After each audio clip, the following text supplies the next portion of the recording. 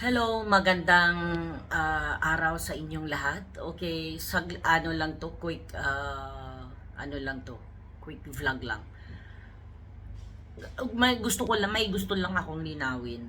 Okay? Huwag niyo akong araw-araw na lang kasi ako nakaka-receive ng mga mensahe na ano, mga mensahe na sinasabing nananahimik ako. Kasali daw, kasabwat daw ako. Kasabwat daw ako ng issue ni Elaine.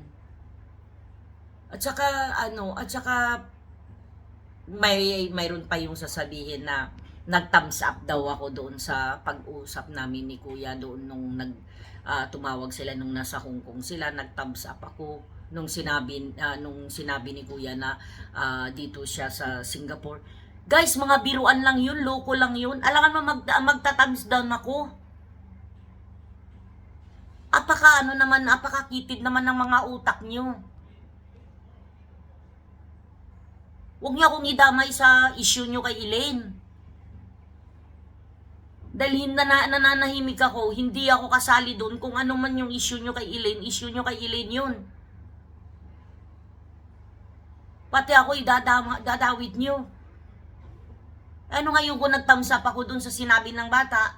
Nagjo-joke lang naman yon. Bakit sa palagay nyo ba makatirayan dito sa Singapore? Hindi ganun-ganun kadali. Ang mga boba nyo naman.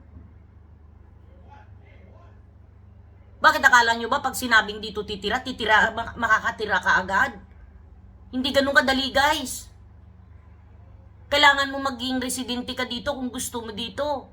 Hindi ganun kadali. Nakikisaw-saw na lang nga kayo. Puro pa kayo mga peke.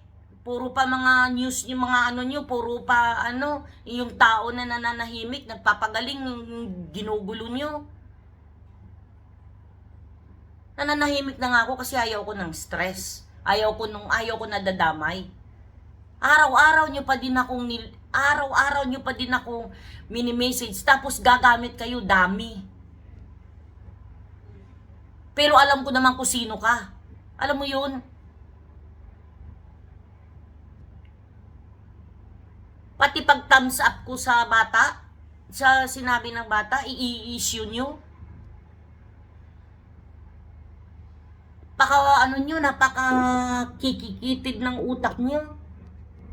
Tsaka hindi ako, kung ano man yung sasabihin kung sakali mang may sasabihin si Elaine sa akin, hindi naman ako ganun katanga para nga maniwala kagad para kumampi kung ano man yun.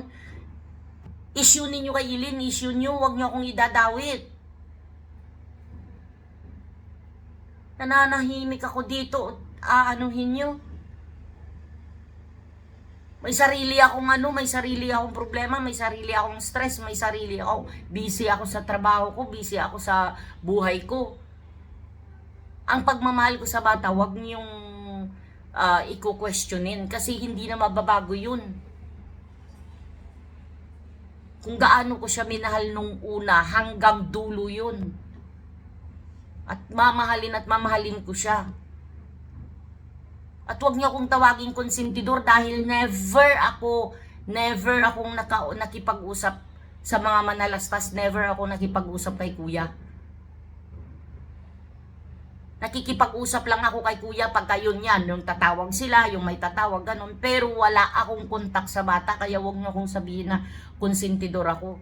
Kasi ako, simulat sa Paul, gusto ko makatapos yung bata. Ayaw kong bumalik siya sa kung saan siya nanggagaling. Bakit ko kukonsintihin kung alam ko namang mali?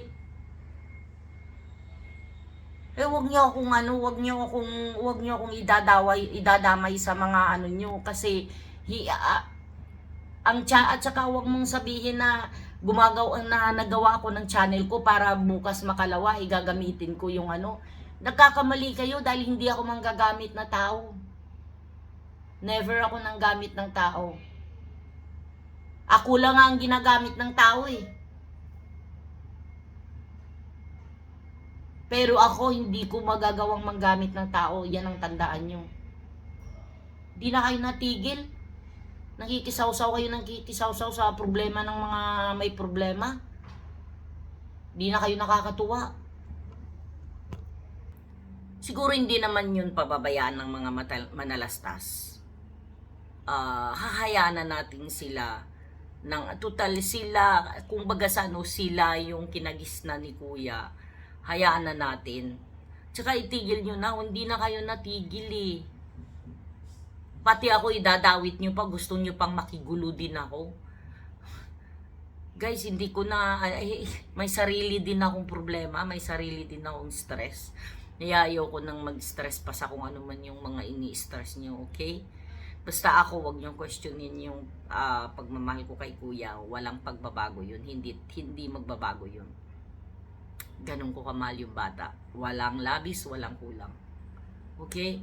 So, tama na, itigil nyo na to, itigil nyo na yung mga ganyang issue. Kasi, hindi natin alam kung ano talaga ang istorya behind that.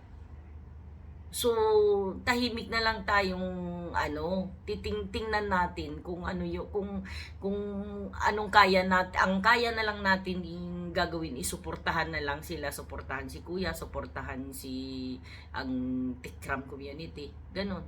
Kung ayaw nyo naman, di wag na. Ganon lang. Manahimik na lang tayo. Ganon lang kasimple. Okay? Sana tumigil na kayo ng kadadawit sa akin kasi wala akong maisa at wala akong alam. Okay? Nananahimik ako. Salamat.